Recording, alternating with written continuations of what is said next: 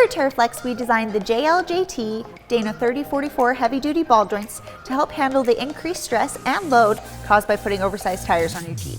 Built to last, the components are high-quality steel. In particular, the ball stud is made of heat-treated 4140 chromoly steel, and the housing is made from 1045 carbon steel. That's strong!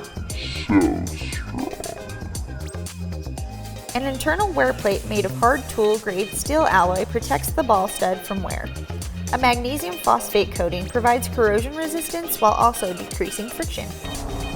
Grease channels on the ball stud promote increased grease flow throughout the entire joint, ensuring a long life and predictable operation.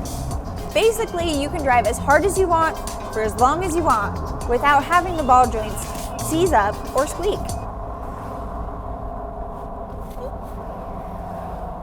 Greasing the ball joints can be done from either side thanks to the two grease ports. We knew it was super cramped in here, so we wanted to make things as easy as possible to maintain. The grease ports can be accessed with the shafts installed and even with the RCV style shafts.